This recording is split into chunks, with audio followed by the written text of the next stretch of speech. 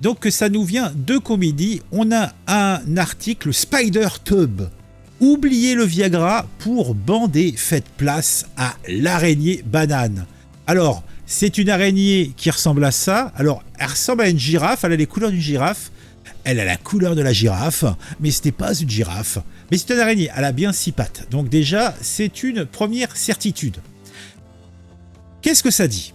15 cm et 8 pattes. Donc effectivement, ça fait 15 cm et ça 8 pattes. D'accord, qu'est-ce qu'on a comme truc ? Avec ces 15 cm, ces 8 pattes velues. Ah, j'aime les pattes velues.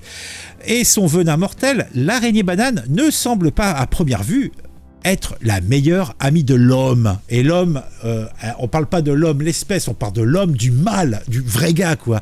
Mais des scientifiques brésiliens, et les Brésiliens, fais-moi l'amour dans les fesses, ils sont toujours sur le coup, se sont inspirés de son venin pour développer une molécule synthétique pour un gel visant à lutter contre les troubles de l'érection.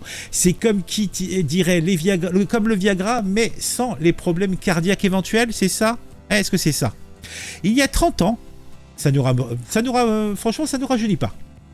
Un groupe de recherche a été créé pour étudier le venin de l'araignée banane, car des patients piqués par cette araignée présentaient des symptômes de priapisme, une érection douloureuse et prolongée. Comme qui dirait, ils avaient le gourdin.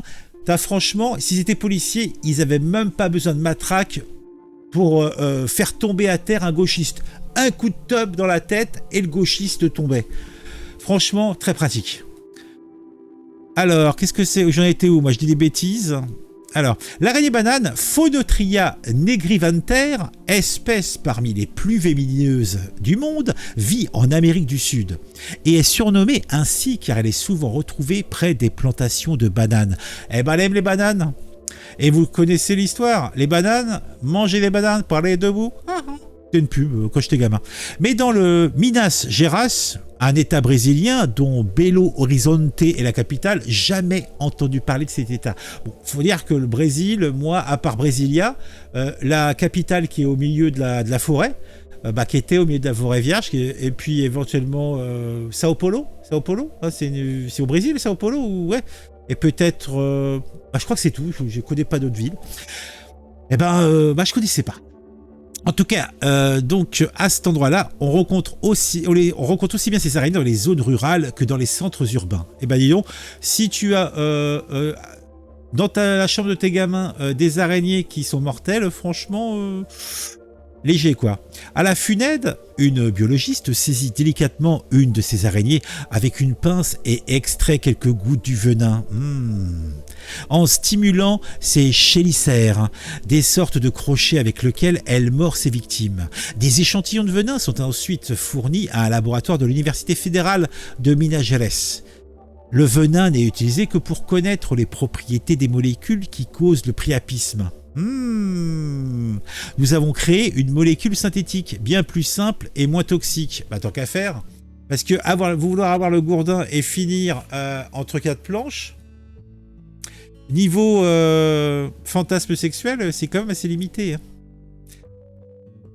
Le brevet de cette nouvelle molécule a été acheté par la compagnie pharmaceutique Biozeuse. Elle aurait plutôt dû s'appeler Biotub, qui compte commercialiser un gel destiné à corriger les troubles d'érection. Et on sait comment ça va finir, hein. Les parties fines, vous savez, comme le chemsex. Dans le chemsex, là, ils vont rajouter en plus un tube de machin. Hein. Ah mon Dieu. Lutter contre le cancer. Avec cette sorte de pommade qui doit être passée sur le pénis quand une érection est désirée, les effets se font ressentir en quelques minutes, affirme Maria Elena de Lima.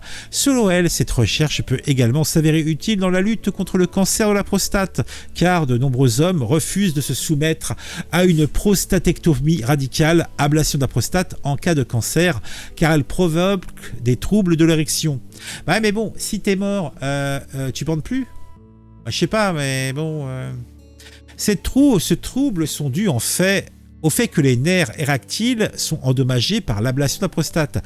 La molécule inspirée du venin de l'araignée banane permet d'activer la production d'oxyde nitrique, indispensable à l'érection car il favorise la dilatation des vaisseaux.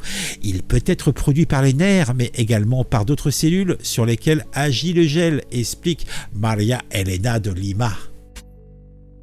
La deuxième des 3 phases de test, nécessaire pour l'homologation par les autorités sanitaires, doit débuter prochainement. Elle servira justement à mesurer les effets chez les patients qui ont subi une ablation de la prostate et d'autres volontaires. Les gens doivent comprendre qu'il ne faut pas tuer les animaux, même ceux qui sont venimeux, car ils sont comme une bibliothèque de molécules encore inconnues, fait valoir la chercheuse. Ouais, l'araignée, moi je la vois, mais je l'éclate quoi. Non mais... Pour ceux qui ont des problèmes érectiles, qui ont le gourdin un peu flasque et qui ont des problèmes de cœur, pour qui donc le Viagra n'est pas conseillé, rassurez-vous, dans quelques mois, quelques années, vous pourrez avoir le gourdin bien dur, madame sera contente, parce que vous aurez la molécule qui nous vient de la banane, non, de l'araignée banane, voilà. Moi, ça me donne pas la banane de penser à ces petites araignées, mais bon.